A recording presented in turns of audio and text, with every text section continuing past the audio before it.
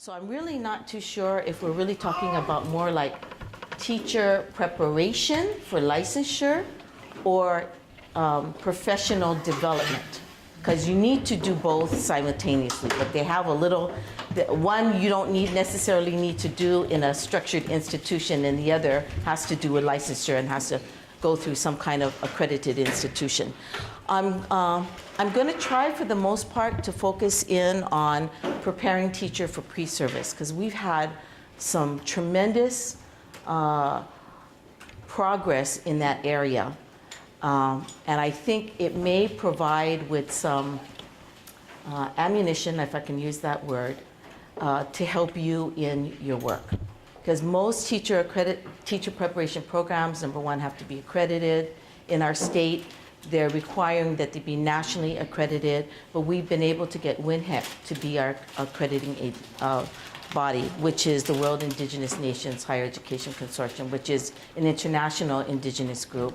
And they have a relatively brand new process, been around for about a year now, for accrediting teacher education. I just want to kind of lay that, and I put some slides in there, but I'm hoping what I'll be able to do is kind of give you a little background of how we moved into teacher education and what we've been doing, what models work for us, and then use what's useful for you.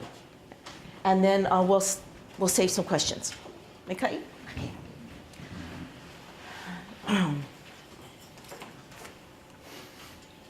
So I'm going to start with a bit of context, and I think I think this is really, really critical. And every person that becomes some kind of educator and advocate for your language, your Olelo, needs to know a little bit about the history. You need to know from whence you come and where the struggles and where the issues were, so that you can, one, see how far that you've gotten, two, think of strategies of how to make them better, three, understand why they are the way they are and why you have difficulty, like I had some difficulty with my grandfather. I mean, as it turned out, I think his great-grandchildren were the love of his life. But it took him to go through the trauma and to reverse that experience because he had more worry. So, I mean, understanding history is really important. And this is sort of, in a nutshell, the most important pieces to me of our history. So the first is that we had an education system that was instructed entirely through Hawaiian, which means we had math books, social study books, primary books, and we were not a written language traditionally, just like all of ours. You know, the missionaries came, created an alphabet, boom. And within 20 years, we had a huge high literacy rate. Did you hear the number 100 newspapers? The number is actually about 125 that were for children topic. Some of them were multi-language, like it'd be a column in French, a column in English, a column in Hawaiian. Some were only Hawaiian, but that's how they communicated. That was a social network technology of that day. And everybody wrote in them. They wanted to talk about issues over the newspaper, and that's how they did it. So we have those resources. Our novels were broken into chapters in issues of newspapers. So we have Shakespeare's literature and our own traditional literature. You know, we have civics. We have how to sew things, how to buy things. So all I'm saying is we had a repository of richness to go back to and see how they did it. What we needed to do is to figure out how do we glean and take the best of that for a contemporary context, because as you know, mathematics in the 1800s is not mathematics in the 1900s or in the year 2000. So we need to be able to do that. We need to be able to go and look and see what are the gems in our understandings and the way that our elders taught, that really, if you were to crosswalk them with all the big methodologies now that are, you're going to find that we have timeless practices. But we have to, too, get good at articulating that, because we've never had to before. It was the way you taught, it was the way you learned, and there were ways around that. But we need to get better at how to articulate, because people don't get that. And I think that has kind of helped to elevate some of our work as well, probably around the umbrella of culture-based education. And they're finding a lot of success around culture-based education. And I'll come back to that a little later. So we had our public education. Then it was abolished 3 years after the overthrow of our government, of which became an official language in 1978, which makes 2018 its 40th year as an official language. In '83, that was on your flyer. We had about these many speakers at the very beginning when they were discussing what do we do with our language. This really is an indicator of it's dead. I mean, 32, under the age of 18, that's not a strong indicator.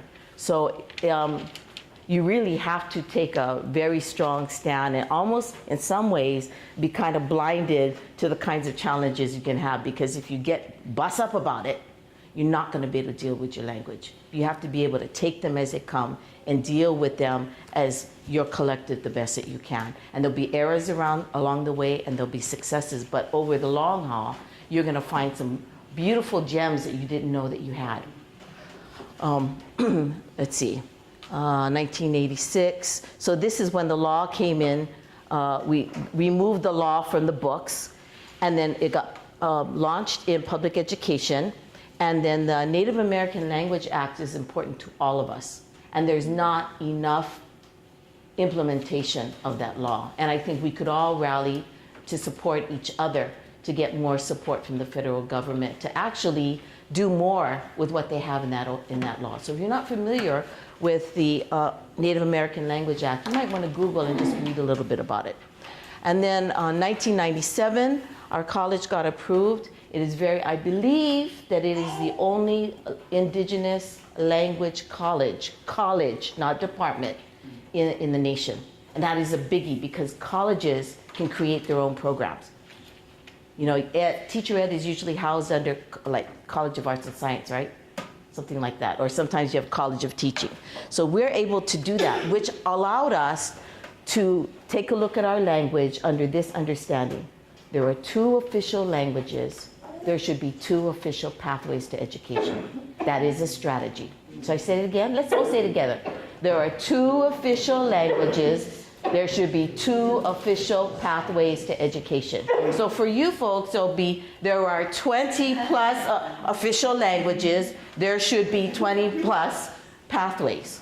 You know, the order and happens, it's going to happen naturally, exactly what Pila said, where people are investing their energy in.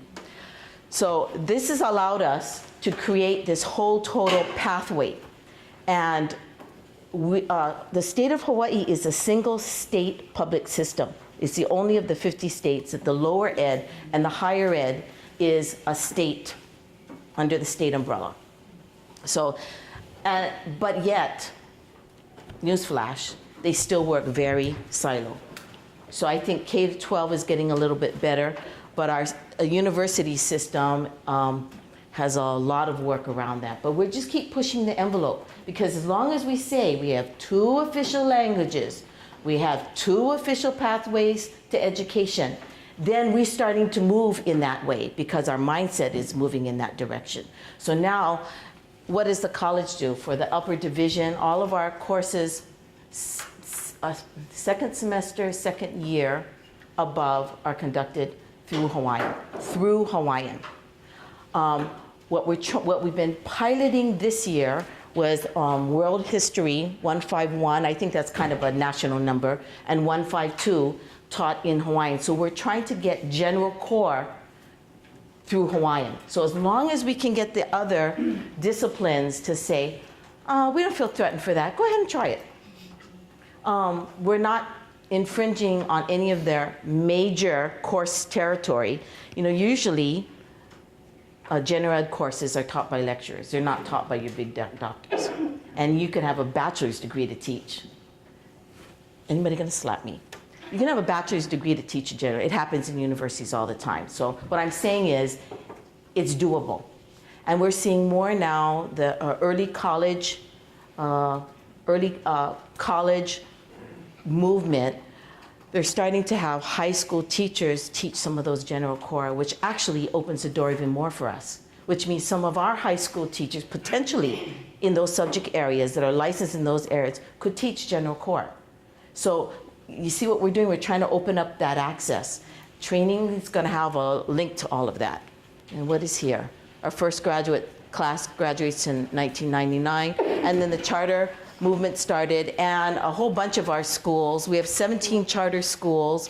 Quite a few of them are what we call Hawaiian-focused charter schools, which are really the foundation is around the culture, and they have some language, but not a fluency goal. And then there are immersion charter schools, and the immersion charter schools popped up in places where I want to say, the community as a whole felt that the school within a school wasn't working, because many of our sites, school within a school there were only so many classrooms, and that school had a few classrooms there, so you would come under the principals, and which is in a mainstream setting. So for some principals that have taken initiative to learn the language and to find a space for both to reside happily and to flourish their work, but mostly it's been very difficult. So, and then the statistics is on the right. Okay, so these are what the schools look like. If you want to know how many schools we have, we actually have 24 preschool to grade 12. Some are full K-12 sites, but the majority of them are kindergarten, middle, or secondary sites. So you can see the ones that we have lab schools for, they're in red. And yellow are the state, they call Papahana Kaiapuni, Hawaii, the state DOE immersion schools, and then the Punana Leo and the Black Dot. Just to give you an idea. Because that number, how many teachers you think you're going to need for that kind of a number? How many schools? 24. At least 100. Mm-hmm. I think we have 161 and still a severe shortage. So there's some things that we're doing that I'm not really happy about, and I'm hoping it's going to be for a real short time around a special permit that has been created. And if I have time, you can ask me again and I'll talk a little bit about that, but that's not my preference. I'm curious to see, find out what medium you use. Oh, great. Okay, so we're using Hawaiian medium/immersion now to represent the diversity of the two models, and they have to do with the goal. So Hawaiian immersion is really the method. It's really the method, it's the immersion method. An immersion method could be done 1 hour a day, or it could be the whole day. You know, it's really and in Hawaii, we used immersion because it was a word that everybody was familiar with, because there are other language immersion kinds of schools in the country. And we didn't know a whole lot then of what to call that thing. So we went with the model, which is to immerse them in the language throughout the whole day. But you do know that it's possible to do immersion in percentages as well, right? So we're talking now about the goal of immersion. So Hawaiian medium for us, the medium is the language that is being used. That's the through. And the goal of medium is to have a fully contained Hawaiian speaking environment, which means your office people speak Hawaiian, your custodians speak Hawaiian, you're working towards increasing your numbers of families whose first language is Hawaiian in the home. It's just not in the classroom. So the goals are a little bit different.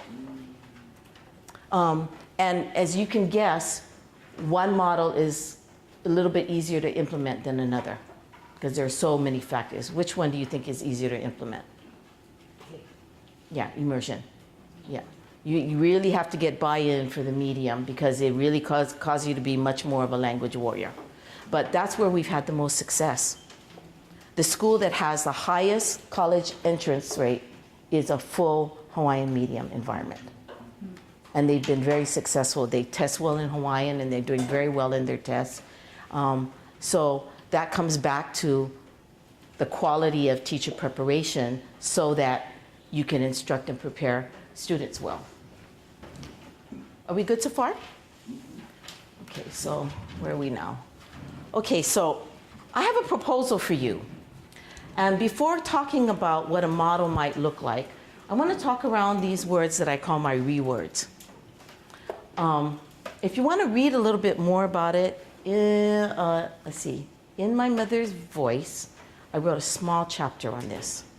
But it sort of sets the context for looking at teachers and the function and the role of teachers as nation builders. That with all the hours and time that they spend in formal education, that if they're working well with families and the communities, in that whole connected piece, that in fact, they are preparing the next nation. They will be the leaders and the builders of tomorrow. And we want that change in our communities to be thinking a certain kind of way that I think is important for a teacher preparation that is an Indigenous kind of teacher preparation. This is kind of my 2 cents with almost 40 years of experience in the classroom and teaching. So I'm going to just let you kind of read it real quick for just a few minutes, and then I'm just going to highlight a couple things. I want you to pay attention to the last item that says resilient. Let me move the chair too.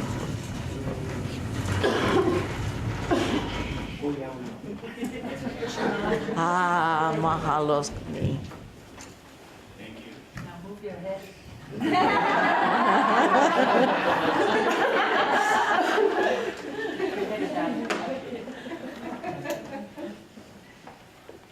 So what do you see in this that you think works from your experience of working with children? Can you highlight any that you think are really important in the teaching of children? Because if children need to be taught that way, it's a skill that the teacher needs to have. Relevance. We know lots about relevance. You know, I mean, don't teach me math with chipmunks because we have no chipmunks. You know, but if you're going to have pua'a or iole or something, I can get that because I see them, I relate to them. And that's kind of a human thing, but it's a really important strategy. Relationship. I can't think of a more important Indigenous strategy than relationship. And building relationship in learning is really important. In fact, in my estimate for Hawaiian pedagogy, it is the first thing that you do. You don't start with the content if you haven't built a relationship with the learning. And the relationship has to have some kind of meaning to the student. So figuring out what that is a big question. The school is not such a separate place from the home. Mm-hmm. Families are pulled in here in the community. Right. So yes, community and family can be included in this. So, you know, when I went into the classroom in immersion, I didn't care if they spoke Hawaiian or didn't. My doors were open and I created a space for them because that relationship also sustained their commitment because they felt connected and they felt part of that whole movement. And they could see what was happening in the education of their children. I had, my last year, I had 5 IEP students, which are special ed needs, special learner needs. And they came in wanting to pull all 5. And they brought this team from, I don't know, the state office to come and evaluate. And when they finished, they said, these children are better off here. They're loved, they're accepted, they're excelling, because these kinds of things were happening. And part of the strategy is that I didn't do it isolated, that the parents were my team. In fact, how I knew I had that many is I had some of these parents go have the kids test because the teacher can't ask for the student to be tested. The parent has to ask that. That's the rule in Hawaii. So I'd sit, and it's not about saying your child's got a learning difficulty. I want to know how I can help your child better. That's my job. And that's my care and aloha for your child. So really having that kind of attitude, some of these skills you can teach, and some you can empower the way people feel about teaching and learning, because they're part of a really great thing in revitalizing their language, that it's important to them. That's why they're coming into it in the first place. Can I add too real quick? Sure. So I've been a principal now for 4 years, and one of the things that, I mean, we're missing the revitalizing language piece, but any of the native teachers that we have pretty much all do and get like all the rest. Like it comes naturally, and one of the things that I've been struggling with is how to, articulate it and say, the difference between our native teacher classrooms and our non-native teacher classrooms are usually in the fact that all these are just embedded and it just feels natural and easy. You're really fortunate because there's, you know, you can actually, you can do this in a very Western lens as well. Yeah. So, you know, part of it is a community question, knowing the community, the nature of the community. Part of it for us, all of us, is how to leverage these strategies as part of a larger strategy to revitalize your language. And I mean, that's what I've been struggling with, is how do I help spread that? I mean, you know, some of the teachers that are non-native that have been there beyond 6 years, you know, they're starting to fill these in and incorporate those, but how we can help bridge that gap for everybody so that it's not just something we do because we're Native people and grew up in the village and, you know how to relate, but to actually talk about these things so that we can have everybody do it more naturally. It actually takes more work. Yeah. And unfortunately, it takes more work on your teachers. Yep. And it takes work on the principal to set that stage. Yep. You know, so having them actually feel more open to learning language and to be part of the solution in that school environment, that will change too. But it also, that's a bit of a struggle, I'll be honest, because the teachers already have more to do than the others. And then too, now they got to help to improve that whole learning environment. But I think in the long run, it actually is very helpful. We've had those that have actually switched from, and they become our strong allies. But it takes patience to do that because you got to put in that extra. I just wanted to, you know, add that it's so nice to see this all laid out, and it'll help because we can do it. It'll help bridge some of the gaps with our non-native teachers in our schools and help articulate what our native teachers who are, you know, and it's still a minority. We have very few native teachers in our schools, but I think this comes real quickly and naturally to the people who feel called to come into our schools. I mean, it's usually these exact reasons that bring us in and want to work through the system. So I thank Mahalo. you for this. Mahalo. You have a question? I just wanted to make a comment on her comment on how to do this. Our school district, the Northwest Arctic, they have the C3 camp where every first year teacher that comes into our district is required to go to that camp. And it's a week-long camp, and it's out at a camp. It's not in any of the villages. They go to the camp and they learn about our lifestyle, they learn about our values, they learn about our food and how our kids act, not in a school setting. And so the Humanities Forum is the one that runs all of this. So they have all kinds of grants. They've been doing that for about 5 or 6 years now. And so they give the monies to the tribal councils, and the tribal councils will be able to hire their own people to run that camp. So I just wanted you to know about that. You know, one of the simple things that that seems to work, especially for people who are around the about crowd, is to create celebrations and rituals in your school environment that invite and create space for everybody.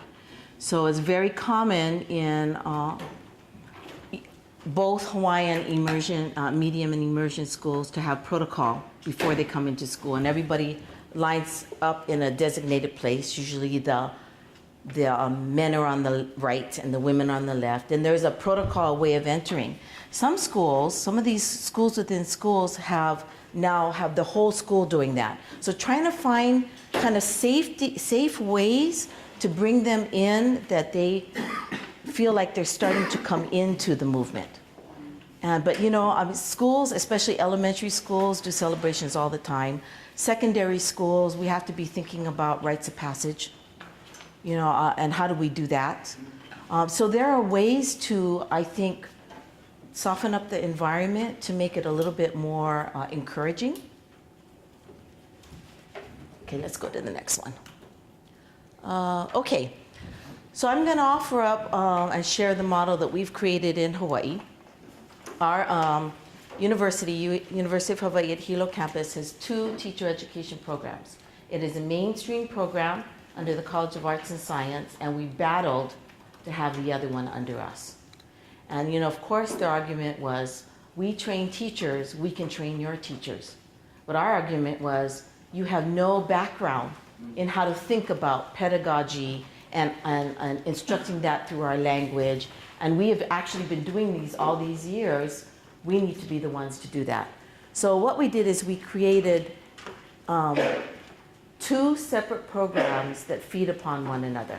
So sometimes and these are both graduate. It started as a post-bac and we moved it to graduate so that we could move the credits from this program into this program. Does that make sense? So just to get them out with their initial teacher licensure, and when they're ready to continue, because sometimes our teachers are all in baby bearing age. So it's either they're coming in, somebody's coming in pregnant, or somebody's going out pregnant. You know, while they're trying to train to become a licensed teacher, they're exhausted. Our work is the first semester I call boot camp. You know, then we send them home to their home community. All the other programs, they do their student teaching for about a month. Our teachers do 2 semesters of full student teaching. Tell me why we would have such a stringent requirement. Why would we have one that stringent? You need to be in it with guidance in order to really be successful. The bulk of them, we have now immersion children coming in. Immersion graduates, they're far from children. Their parents have children of their own. Some are teenagers even. That we have those that have that experience, but the bulk have not had that experience. So they need, and 4 years of Hawaiian, like 4 years of any other language, I'm going to guess, is similar to Hawaiian. You didn't learn science terms, social studies terms, math terms. You don't know how to articulate that strategy. And how about the abstractions? In some of our content areas, that wasn't an experience you most likely had in 4 years of Hawaiian. But you have enough of your foundation in what you learn in your grammar and structure to be able to build from there. So we want them in with others so they get more modeling. Because once they're by themselves, we can't guarantee if they have any kind of support with them. So it allows us to give them that support in a full student teaching experience over 2 semesters. So the first certificate is built on 4 years of language? Yeah, there are Bachelor's requirements that degree, they need to have. a bachelor's degree in a specific In something. Hawaiian language or anything? They could come in with anything, but they have to have 4 years of Hawaiian and X number of culture courses. That's part of the foundation. And all of our students take a course, it's a 1 credit course that we call 490, which is actually a proficiency exam. It's like preparing for the SAT. So, you know, you've got your writing, your listening, so there's 5 sections of that. And we meet with them 5 times to kind of prepare them for that section, and then they take the test. All of our bachelor's students have to do that in order to get their BA, and that's been sort of our quality control measure, and it is a prerequisite to coming into our teacher ed. So we know that they're coming into us with a certain amount, because we need to elevate that in multiple contents. And, you know, I can't tell you the complexity. I mean, even kindergartners ask just difficult questions. But once you're trying to get into, I don't know, statistics, we have one of our math teachers that's a Hawaiian studies minor, a linguistics major, and a math major, and he's teaching statistics to our students at Navahi. So, I mean, just what they need to have under their belt. So this is 3 semesters, 37 credits. They begin during the summer, then fall and spring semester. They can apply to continue into our masters, and we did this to be responsive to the needs of teachers. So they come to us for 2 years. These credits transfer in here to graduate with only 1 course, so 3 credits. And they do that over over distance learning, so that they don't have to move. So we can help elevate their skill and their practice as both educators and researchers. At that master's level, they do an action research project. So it's not a thesis A. So what we want them to do is to find something they want to study and research, because the point is that good teachers are also good researchers, and they can do it in our language too, as a skill. So we want them to choose. So they've chosen math questions. One of them that I really liked created something she called Keiki Kawai'ae'a, where she actually created a process.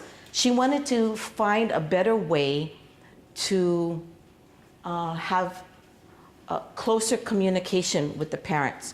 So she created this visiting before the school started, and she'd take, sort of her plan, her philosophy. She'd go to the house, take something to the house, sit, meet with the family. Well, you can guess her problems with communicating with parents, down.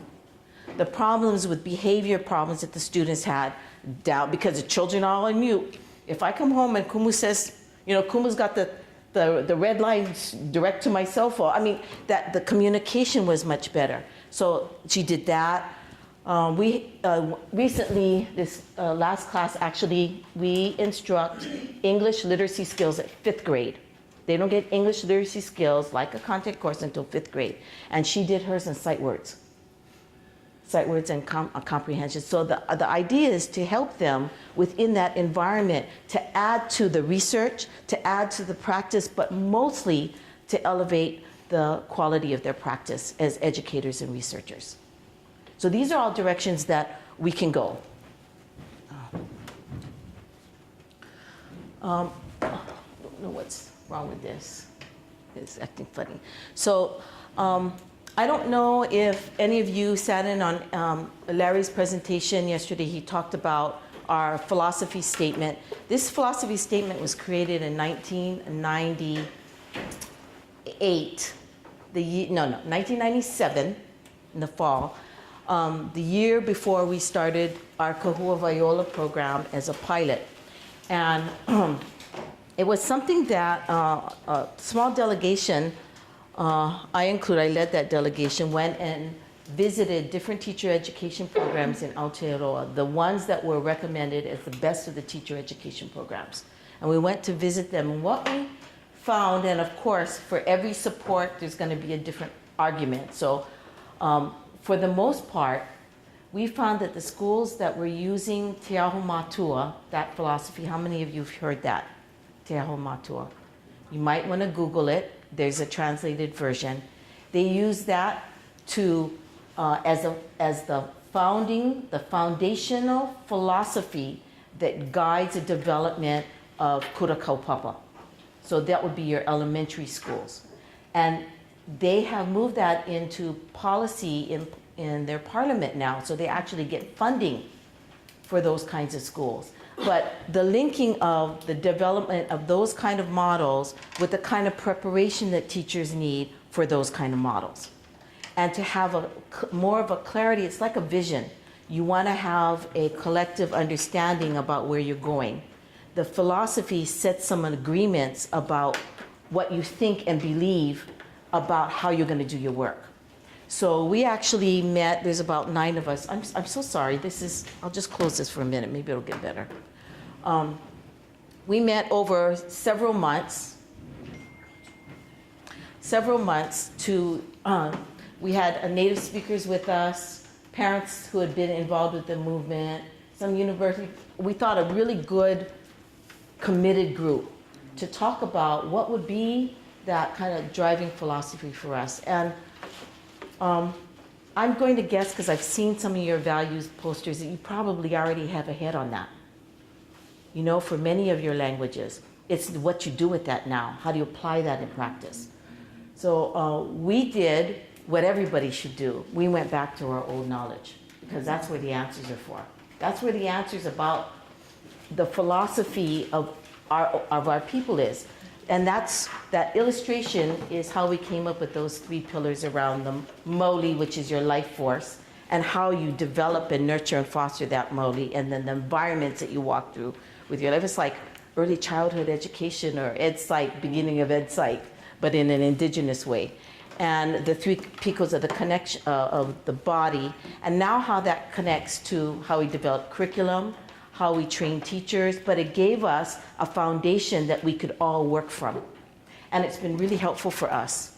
Is it like the value that we have today? I would say it's imbued with very strong values, but we actually put a language to how we see all of those working together.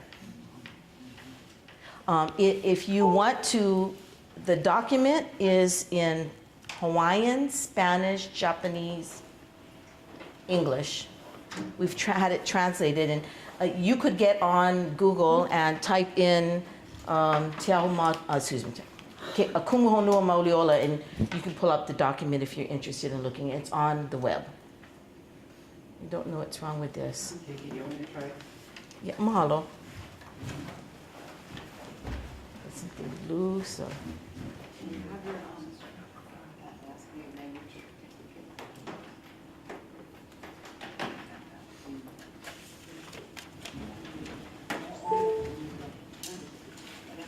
How's our time?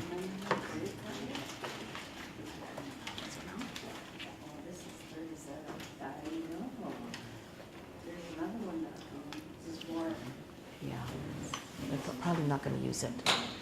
Well, maybe if I have time, I can show them where it is. Yeah, I don't either. It's a sign that we're all supposed to eat lunch.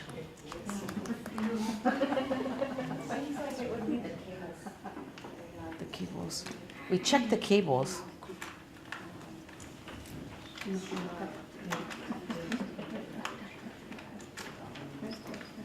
Well, it's not blinking now. Let's hope it doesn't continue not to blink. Okay. So, remember I talked to you about going back to your own practices? I really feel like I'm talking to the choir because I've seen some of your work. You use your own practices. And it's amazing how many of those old, timeless, indigenous, traditional practices are some of the best strategies for educating that's in current research. If you cross-work it, that's what you will find. So this is what we use at ours. You know, it used to be, people said, oh, you know, when you makahana ka'ike, you know, learning comes from doing. Oh, that means that Hawaiian children only learn if they can touch it.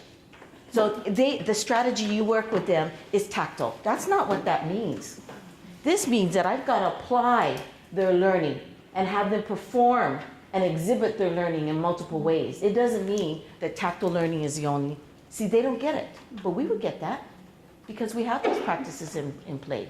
So really using your own practices to help develop leadership and the whole idea of teaching and learning, because of course, teachers learn as much as they do teach, and so do students.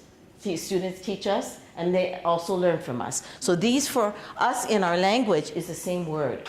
I used a couple different, but this is really the word a'o, and that's the word a'o.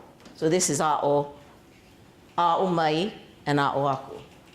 It's just a direction. And then this whole idea about reflecting on practice. One of the works that we have had some really good progress is around some of our cultural standards. And I really have to, if you didn't know this, Lottie, can you remind me if I got the year wrong? It was in 1998, around there.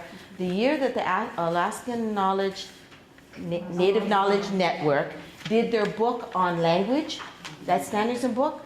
There are 9 of us that came up that year. And so if you look in the book, you will see we're credited, or cited is the word, for participating in the development of that. But our reason for coming up here was to figure out how it was that you were getting consensus. With so many groups and languages, how are you getting consensus that you could put your standards down in a book? Because we were doing a lot of battling, you know? I mean, that community is this, and that's part of the healing process, yeah? Is you have to kind of find your way, and okay, we can work together on this. It's part of the healing process. So when we went back, we created the first edition of this called Naho Nua Mauliola. The first edition had 16 guidelines. I want to say guiding principles. And if you were a practitioner that was really embedded in Hawaiian understandings, you really got it. But if you were an about teacher, it was really hard. And so 7 years later we met and we pulled the conceptual ideas that came out of each one of those guiding principles and came up with what we call Ala'ike, which are 9 knowledge banks. And we put envisioning statements around them as what do we envision for each one of these pieces? Because to us, each of these pieces are part of the how we begin to address the indigenous way that we educate. And so that we can attend to the wholeness in our children. Because I really believe part of our work is about well-being. It's a big part of our work. It's a big, big part of our work. So this is how we that's how we get there. If you type this in Google, the pamphlet is there, and the second edition that is in the process of being printed is there. So you can have access to that. So just the clarification, the Alaska Rural Systemic Initiative Project, which many were involved in here, versus the website, Alaska Native Knowledge Network. It's different. So from that grant funded project, these collaborative meetings where the parents were saying, we would like our high school students to graduate knowing this of the language and culture, and those themes came up, and therefore the cultural standards. Right. So we took the next step, and we took each one of these. When you Google it, you will see the book's about 260-something pages. But we've taken each one of these cultural pathways that have an envisioning statement and also have the how. And each one of them is in a chapter, beginning with, of course, traditional understandings, with an explanation of what that means, because we're trying to reach a broader access to support that. Then what follows that is the five groupings of stakeholders and how you would implement each one of those strategies for the stakeholders. So that would be the learner, the teacher, the family, the school and institution, and the community.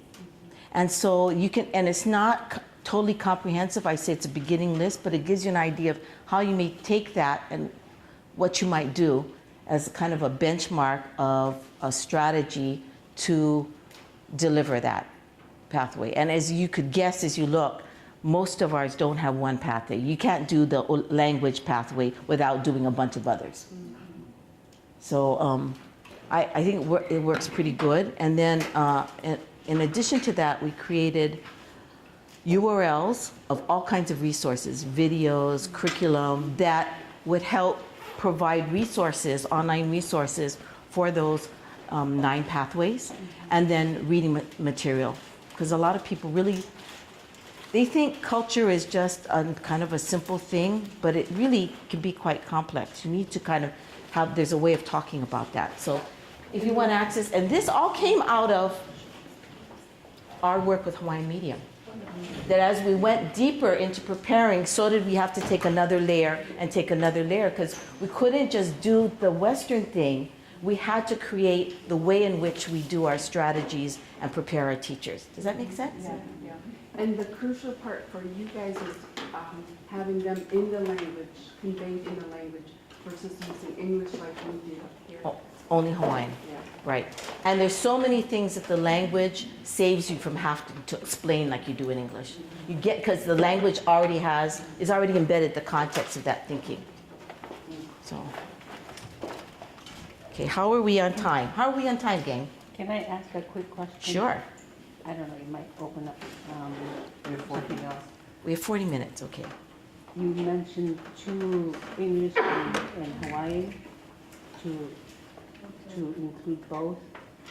So how much of translation were you doing in the beginning? Was there no translation? I'm sorry, would you ask that question one more time? But in bilingual education, you mentioned that both English and Hawaiian are both important in learning for your children. So how much of translation was going on from the Indigenous pedagogy, the original path, defining the pathways. For this document in particular, it was written in Hawaiian and then translated into English. We finally have the skill now that we can actually do that. I'd say the beginning years, we're still trying to find our voice and how you do these things. And because we're trained in the other, you can write in the other and you end up translating. But it always falls short. So as our skills were getting better, so are our abilities now to do it through our language. I'd say that's an honest comment. Okay.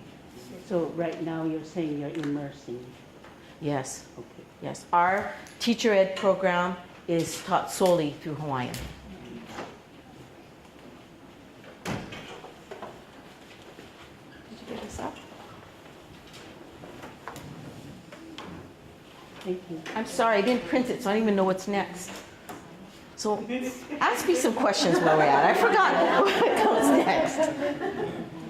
I think what I want to give you is some hope of possibility, and I hope some courage, because it's a tough fight at the institution that has been used to preparing teachers out of a mainstream program, because they have to give up. It's like giving up that they're not an expertise in something, because educators feel that what they offer is good for all. It's more of a, just to mention, I did not know how much people before us fought for our language to be taught in institutes, in schools. You know, I thought it was like, it's a native Yupik community, so Yupik will be taught in this. I thought it was like that. And then this week I find out even in the immersion schools, they're still struggling to use what they need to teach. Yes. And that's so awful. And then there are policies, procedures, or whatever they call them, bylaws, that in each school, that our language will be taught, but they're not focused in it. Whoever is running, you know, the people with higher power are not focusing on the need. And the teachers are the only ones that are fighting, and I guess we need more of the community strength to... I think amongst the group who has, as a group, who has the strongest amount of power in schools are parents. Yeah. The laws can say your children will take these, the students will take these, but parents can say, I won't allow it. That's allowed in law, even though they choose it. There has to be an out. By law, there has to be an out, and parents have the right to turn down testing. You know, in each village, there's a board of parents within every school. And I guess they're really, I don't know what they talk about. But I'm not from a village, I'm from Anchorage. So I was really bummed. I even cried. Yeah. Because all these things are written and to be taught, and nobody's focusing on them. So my grandkids are going to lose the language. So your families are your best allies. That is a skill that we need to teach our teachers, because we can't assume that because they're teachers they know how to do that. And for our work, it's really critical. We get movement because we move as a group. And you can't, and a teacher does not have enough, it's an awful big stress to walk that path by yourself. But when you're walking with other families, and it's a change in your mental thinking about language. So you've got to now make decisions based on what's best for for the child in the model that you've chosen for the child that is different sometimes than what policies are dictating or what tests and things children need to have. So we've had to do that a lot to ensure that the quality of what we're giving them still through our lens, because it's very easy to stand in front of a classroom and hear Hawaiian but not see a Hawaiian classroom. It's possible, isn't it? So it means we have to change a lot of thinking about how they think about teaching, how they think about a positive, supportive environment for our language. And therefore, other policies may come in line or they may not. And when they don't, for the best interest of moving your language forward with your children, your parents are your best allies. That's what we have found. But then, you know, I come from that, so I'm a firm believer in parents and families. Anybody have another question? Aye. Yeah, I work in a little bit of a different situation where I work with an after-school program, and I'm a trained educator. Although we have, I guess I would call them cultural knowledge bearers that are teachers for our after-school program. And I was wondering if you might have any suggestions, because it's like, I think that if you're a passionate, trained educator, like it's hard for me to find that line with recognizing, you know, I'm not preparing them to be teachers, but I want to give them the best skill set that they can for working with students. Is it in an immersion site, or is that the only immersion experience that they get? No, I'm actually attending because we do want to integrate language into our programming, because it's been minimal, very minimal, just words, like words of the day or different things like that with our programs. And so I'm looking to integrate more language. How large is the participation? How many students do you have in We that? see anywhere from, it ranges throughout the school year because it's an after-school program, but it ranges anywhere from 25 to, I think we serviced just under 100 total this last school year. Are you by yourself or you have aides? Do you have aides? No. Oh, that's tough. To be honest, the thing that you have to do is create that language environment. Within the walls or the grounds or the space, you have to create a safe language environment to make errors, to grow with. That's what you need to do. I know our after-school program, they pretty much, we bring in university students to come attend to the after-school program. And they help them with their homework. It's actually great with them because their Hawaiian gets better as they're helping the children with their homework.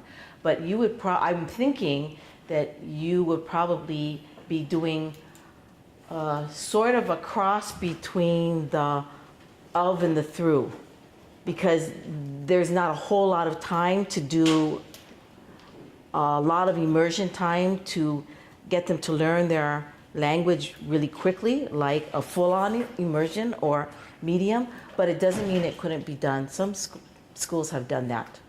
And they're trying that sort of their medium entrance test zone to get it in the door. They want their students to have something, but not be an immersion site. So it's, I don't think it's as effective because there's not enough hours, critical hours in the day. But it's better than the zero, right? Yes. And you can make some leeway. And part of that is opening up their attitude about language, about learning language.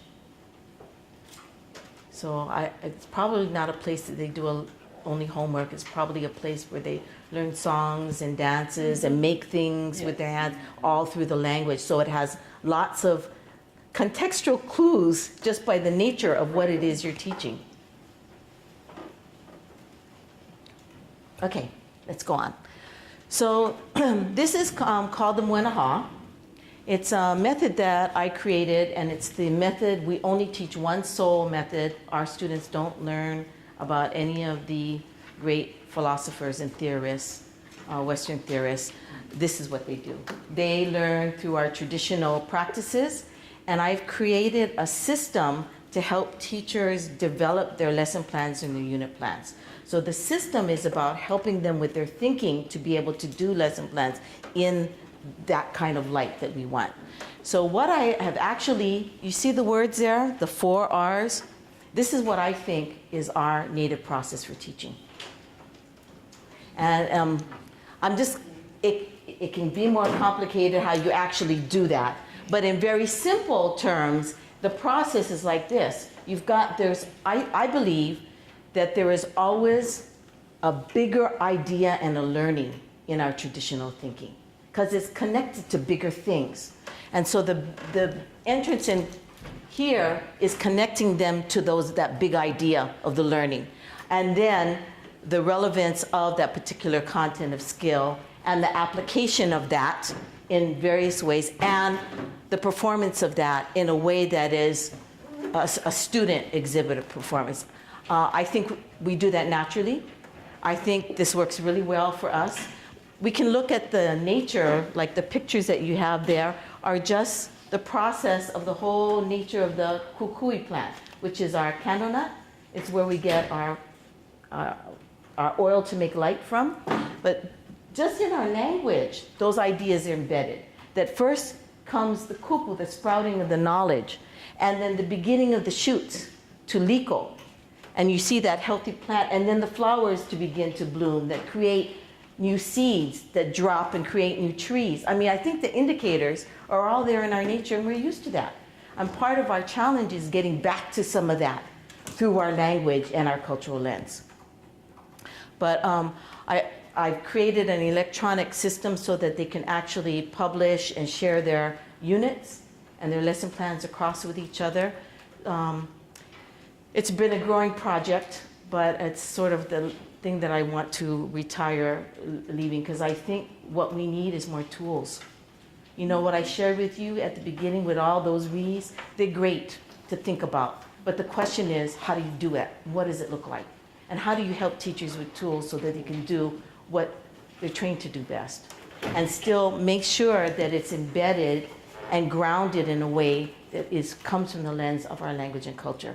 So this is my attempt. I've seen other things that you folks have done. I was telling Lolly last night about some great, and Lolly would know who this is. It's a video I saw about teaching math through the measurement of the cuspa. You know, and so why is that not any better, if not better, than the chipmunk stuff? Because there's so much thinking that has to come and purposeful in the work and the intent of the product. So all those other things about the quality, personal investment because of that connection in learning. So I think we just maybe do it a little different, but I think we are just as effective, if not more. So I would encourage you to maybe think about what are some of those processes. And I can think of some of the strategies. One of our big one that's in the process is memorization. That's big for our people, because we didn't originally have a written language. So, I mean, the Kumulipo was over 3,500 lines. And there were people that memorized all of that. They were great storytellers. And they were the people that maintained the genealogy of the chiefs. I'm going to guess that not everybody was born with the skill to memorize. But for our people, memory was an important thing. I could tell you where that goes in here, and it can go in several places. It's a strategy.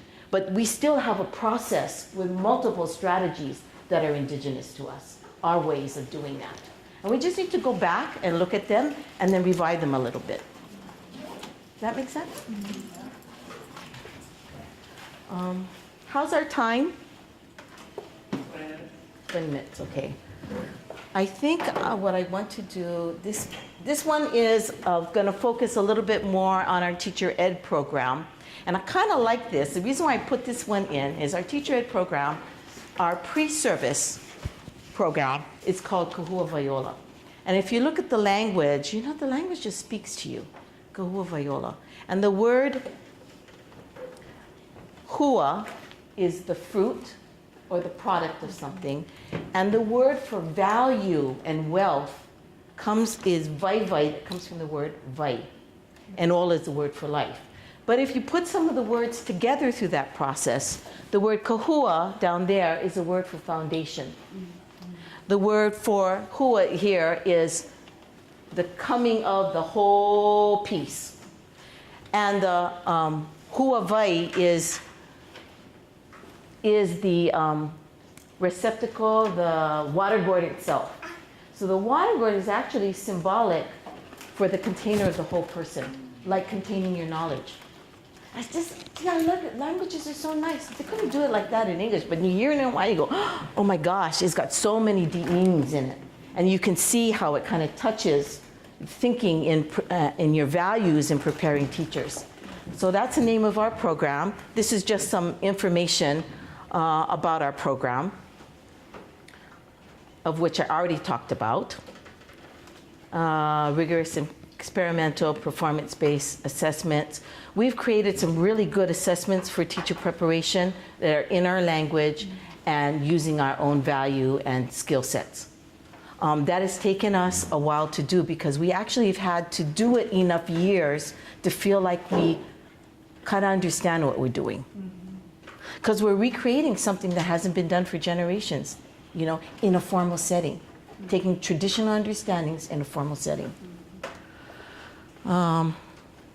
A cohort model, our expertise, all of our faculty currently, and our mentors all come from immersion, and the bulk of them all have children that they put through immersion. The commitment is really high, the practicum. So this picture at the back shows, I think this is of our last graduating class, and all of the support that they had. So this was their graduation. But the point was that our teachers don't come in a program as isolated students. They come in with their community and their family, and it takes that support to train them. Just some alignment issues around, okay, so this is some of the good stuff. This is the usual stuff for teacher accreditation and licensing. They've got to have pedagogical knowledge and teaching skills, right? That's the stuff, the teacher skills. They've got to have some cultural and professional dispositions. Usually it's called professional dispositions, but we have to make sure that that's part within that. And then, of course, the academic content knowledge, math, science, reading.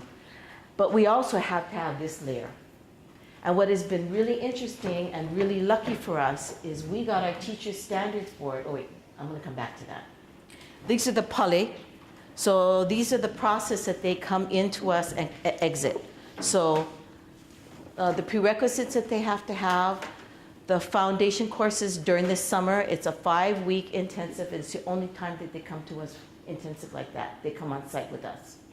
When we started, they had to resident with us, and I had to stay there for that long as well. It used to be 6 weeks. Then they're clinical, they go back to their communities fall and spring semester, and we do seminar over technology, and then graduation. So trying to get them into the employment line, but the truth is that our teachers are, I want to say 97% of the time already hired before they've graduated because we've got a teacher shortage. And they really like our teachers. So these are the program goals. Do you notice how they align with the Naho Nua Mauliola? So we went back to those. So if those are things we need to prepare them to be doing in school, so do we need to figure out a way to align them for professional development. Professional development for teacher certification. It's on the web if you want to look and read more slowly later. I just wanted to give you a quick point. Okay, so this is the license. The standards board finally said, we have to have good standards for immersion. It's too long, we don't have them. Elementary standards are not doing it. We're missing the point and the mark on some things your teachers need to be prepared for. So they gathered, I want to say about half a dozen of us, and they allowed us to write those things in Hawaiian, of which we translated in English. So these are basically just a summary, and then I put the English of those sections so you can see how they match to the scores that I just showed you in the previous slide. So for us to talk about what is makau pono, we got to some really good discussion. What does that mean for our language? And are teachers that are also cultural practitioners. And it looks short, but there's some really deep understandings in here. This is a first for us. So along with that, our standards board passed a policy after much work. So I'm saying this because if Hawaii's done it, maybe it might help you as you are ready to think about having your own immersion or UPIC medium standards for teacher education, and then your process for accreditation, because your teachers cannot be certified unless they're accredited. All 50 states are like that. So we went to them, we actually went to TIAC. Those of you that do teacher training know TIAC, and then there's NCATE, and you might have something else here in this state. And we talked to them, and they said, no, we have our process, and you will do our process. We have our rubrics of what we think are good programs, and you must, and so we went into very assertive conversation with our standards board and showed them how they were so disaligned that it was being irresponsible to accredit a program to prepare teachers in a way that weren't being trained for the program models itself. Mm-hmm. And so they approved WinHEC to be a provider. And so this is out of the goals from WinHEC, and goal 4 is around accreditation. So if you want to know more and you get on winhec.org, I think, there's an accreditation link, and you can go scroll down and it says Indigenous teacher education and see what that process is like. It's built on a very Indigenous platform. So before you talk about any of the usual accreditation stuff like the organization, who's your faculty? How is it budgeted? What do your content of your courses look like? Before you do any of that, you have to lay out your schema for what is Indigenous about what you do. So your philosophy, your values, and your beliefs, and you have to say, this is what we believe for us is Indigenous for our work. And this is how we've aligned it for preparing teachers. So that the look at all of these things, the faculty, the budget, the blah, blah, blah, blah, blah, is all weighed against this. And no other accreditation will do that. And I think that's really important for us, because we don't want to be accredited and forced to do things that we know isn't a good direction for preparing teachers. So we've been able to open that. Maybe you folks might be able to take advantage of that as you do what you need to do with your own professional licensing boards.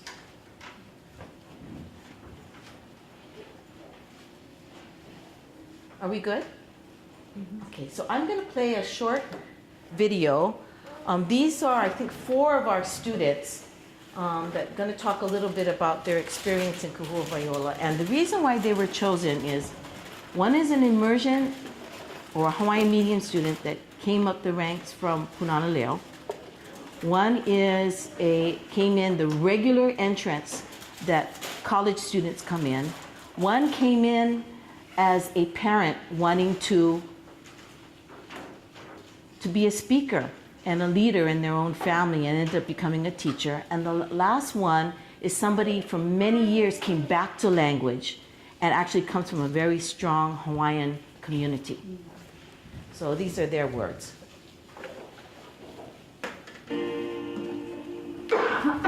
O ka olelo Hawaii ka olelo mua ma ko ohana. Uhana ia ma ko ako o vau ko kaikaina a me ko kai punane ma ka olelo Hawaii ma ka hale. O e ka ma ko olelo mua.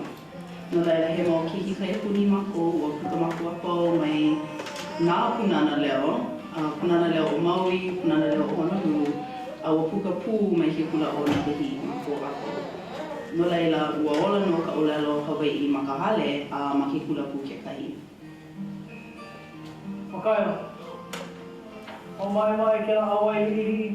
He's now at the state office, responsible for developing a brand new social studies curriculum in Hawaiian, the text all in Hawaiian.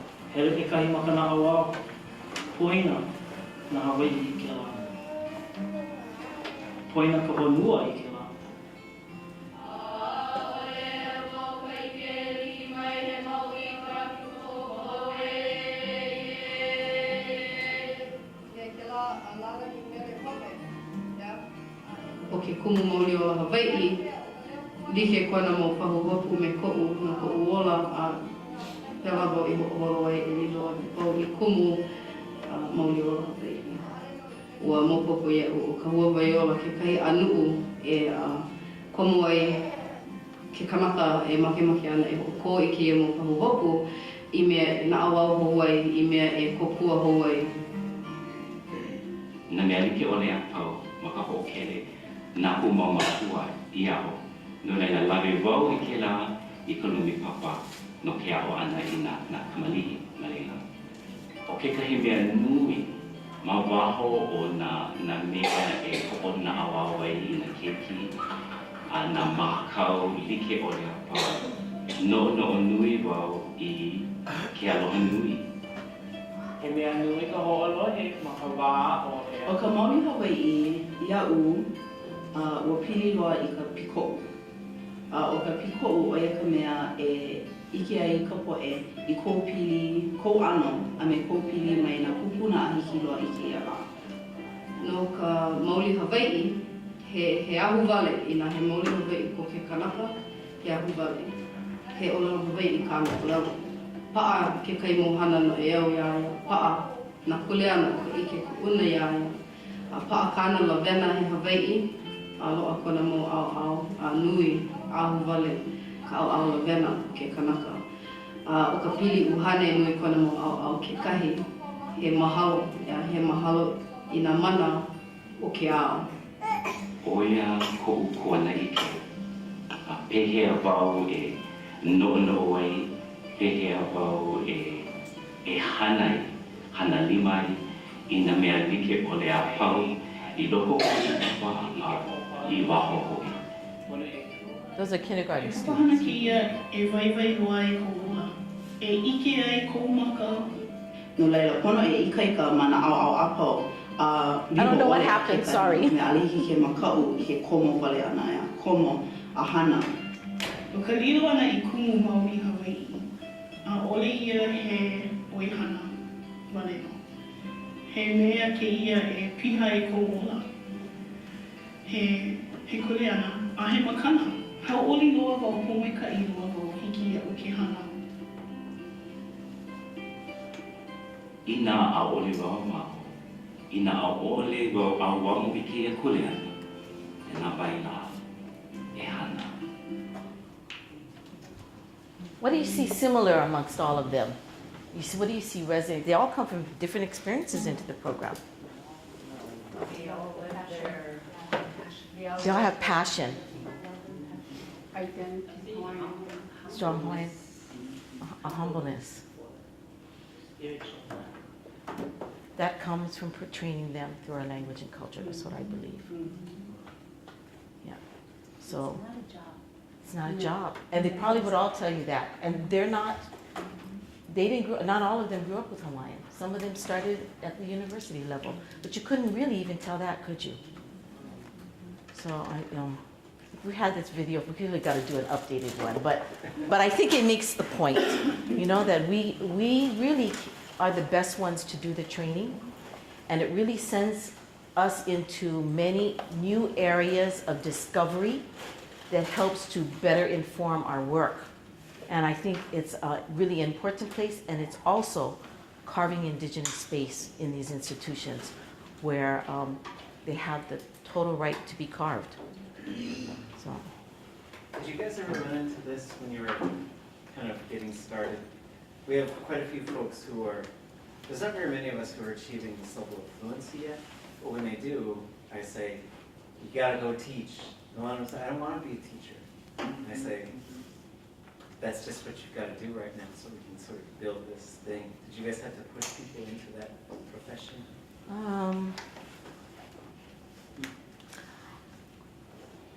I want to say we gently and not so gently guide them there. I think part of it is one of the most impactful places to be as a speaker is in the classroom, and speakers know that. And they also know that they do that every day by working directly with students. And there's still a limited number of people that are good enough, proficient enough in the language to do that. So I think that I hear a lot more often that I have he kuleana ko'u. Hono waia'o no ka mea he kuleana ko'u. I need to teach because I have a responsibility at this point. This is what I need to do. But not everybody wants to go there. But for the most part, we've been able to maintain our numbers. And if they're not being maintained, they're being picked up by Kamehameha schools. And I was telling you, you folks need to help fund our programs because you guys are picking up our people. So if you want to, you need to help us train more because the schools are more important than your culture offices. So, I mean, they pay way better than the public school does. But, I'm sorry. No, I was gonna say, I think one of the barriers that would make people feel that way is the sense that they're gonna have to teach the Western way. That they're gonna have to stand in front of a chalkboard. I mean, and even those people are probably thinking chalkboard, lines, and to be able to give that permission that when we have you do this, you'll do it your way. I mean, you'll do it in a way that feels more right to how you've just learned. That's a great point, and you're so right about that. Because it actually sends the passion that they have is being fed because it's in a way that is in line with the language and the culture. Thank you. You're totally right about that. Barrier is that I can't teach that way. Right. But, if you're allowed to go in and learn the way you teach the way you've learned, that we're not going to be restricted to the compartments, that they'll be more compelled and inclined to be willing to do it. Yeah. So we aren't where you are yet with the language immersion teacher preparation program. So I was looking at your process where this is a requirement before they come into your, it's a 2.5-year program, I guess, the 4 semesters and 2. Our masters.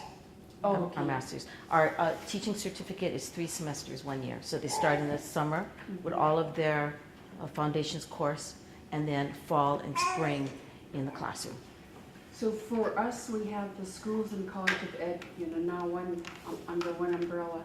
So do you have a Western, teacher prep program? They go through there and then to your program? Nope. Okay. We have 2 teacher ed programs. Those that want mainstream teacher training go to the College of Arts and Science. Those that want to do Olelo come to Kahakaula. Is that 4-year degree requirement before they go into your program? Because it is a graduate. Yeah. And, we fiddled around with that. But the truth is, they really don't become at the level of proficiency to our thinking without 4 years of Hawaiian. Because even within 4 years, there's a range, right? Some of them could be 4 years, but closer to second semester of 3rd year. So that's why we have this proficiency exam. We just need to help students get there. And students also need to know that their proficiency matters. And we had to work that out. That's another thing. We started with, it's a graduate requirement out of Kahua Viola. And then as we built capacity, we moved it to an entrance requirement. It scared people at the beginning. Yeah.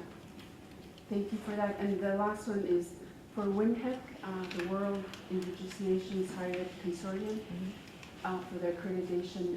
For Alaska, collectively we've got these different cultural regions, and I don't know the representation requirement at the board level. So I don't think we have an INPAC or a UPIC or a ThinkIt or, at that accredited WINHEC board level. And I don't know, because we're not, we haven't, some of us have been to some of the WINHEC board meetings, or even were there when it was birthed in Canada. And so for us to become more knowledgeable about the Indigenous accreditation, we need to have representation that, our people choose someone to represent us there. And it can be, I don't know if they'll accept, 7 of us from 7 cultural regions, because we're so diverse and so geographically. They would love that.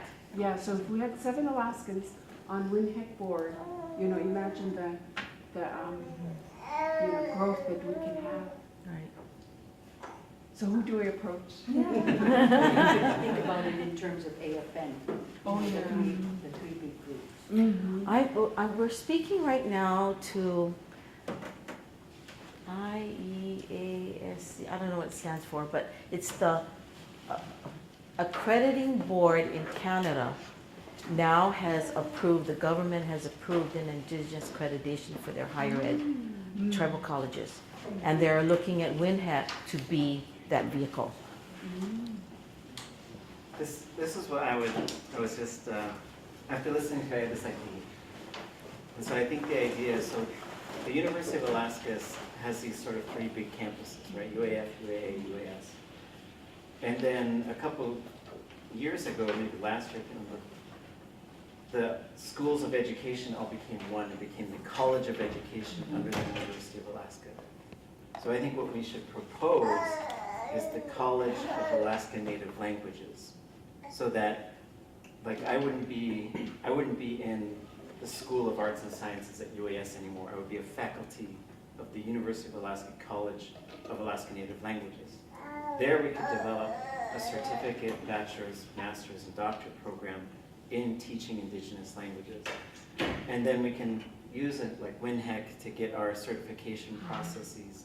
And then it would differ from Hawaii because it wouldn't be so culturally focused on one particular culture, but they would have to have, we would have to have ways to measure fluency in each of their languages so that when they come in, they're ready. But this would allow us to bypass this whole type M thing and this other type of certificate we're looking for, because they spend 18 months with us and we get them teacher certified, and then they go into the school. And so I think that, and we'll talk tomorrow about how we can, what are the next big steps for us, and I think that's potentially one of them. So we would have our own dean, Keiki could come work for us. Make our own. I know I could pass for several, but I don't know if my husband's going to be good with that one. Yota told me, he says, you could pass for Hawaiian. And then he pauses and he says, till you open your mouth. But so that's something we could talk about tomorrow, and then we could work directly with WinHEC and others so that we can get that certification process clarified, and we say this is how we're doing it, and you guys just have to listen.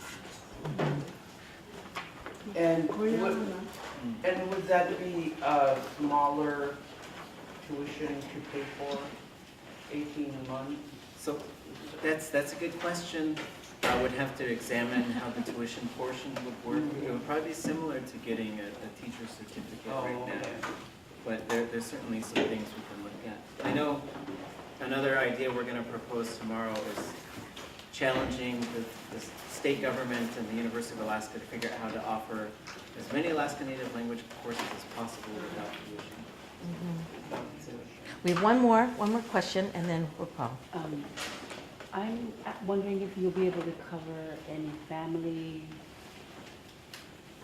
how you've worked with the family. Like for me, as a mom of immigrant children, and now grandmother of immigrant children, it's very, very difficult and hard at home to maintain the language that I can teach at home. Because English is everywhere. Yeah, it is. So are you able to go to the family piece at all?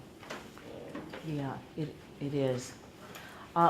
Thursday presentation, I'm going to do a little focus around the family. And if you're still here, that might be a good conversation to sit in. I don't propose to have all the answers. I just have some experience I can share. I lose a weakness in a program, in a language immersion Right. and in the community. Yeah, Family right. community. Yeah. Mahalo nui ke noholi ke aha mai.